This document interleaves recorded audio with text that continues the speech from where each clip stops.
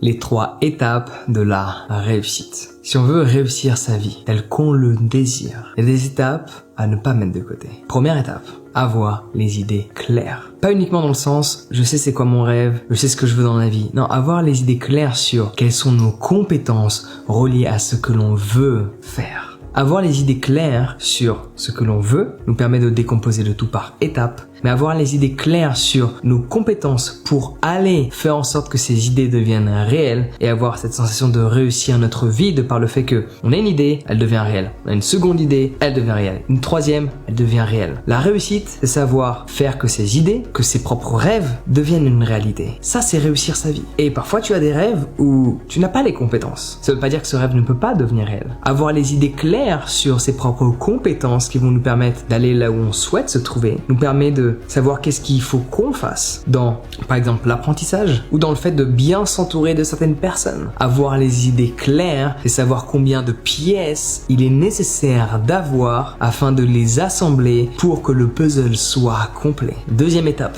la discipline. On vit dans un monde aujourd'hui où les gens veulent faire uniquement les choses quand ils ont envie de les faire. Pourquoi pas? Mais si tu veux accomplir des choses qui sortent de l'ordinaire, si tu veux avoir une vie qui n'est pas considérée comme normale mais extraordinaire, faire les choses uniquement quand tu les ressens, faire uniquement les choses qui te plaisent, c'est une très mauvaise stratégie. Quand tu fais quelque chose auquel tu ne te sens pas de le faire aujourd'hui, mais que tu aimes faire cette chose, en te forçant de le faire, tu vas être fier. Parce qu'après, tu vas dire « Ah, je suis content de l'avoir fait ». Il y a des choses que tu dois faire, que tu n'aimeras pas faire. Fais-les. La différence qu'il y a entre un amateur et un professionnel, l'amateur, il fait quand il le ressent. Un professionnel, il le fait, peu importe ce qu'il en ressent. Et étape 3, qui est la conclusion de tout ce qu'on a vu. Ne jamais changer l'objectif de vue. Tu as le droit de changer les actions autant de fois que tu veux. Alors bien sûr, la fréquence en fonction de ce que tu fais, il y a des actions que tu vas mettre en place, en une semaine, tu as un feedback. Des actions que tu mets en place, il va te falloir 1 an pour voir si l'action que tu as mis en place sert à quelque chose. Et les gens ont tendance, d'une manière très générale, à abandonner cette action avant d'avoir le réel feedback parce que c'est dur d'agir, de faire la même action, de voir que ça fonctionne pas. On a envie d'arrêter cette action. La plupart des gens arrêtent l'objectif et l'action. Il y a une autre catégorie de personnes qui arrêtent l'action, gardent l'objectif de vue, changent d'action. Sauf que peut-être, ils ont arrêté de faire cette action un peu trop tôt. Il y a des actions qui prennent plus de temps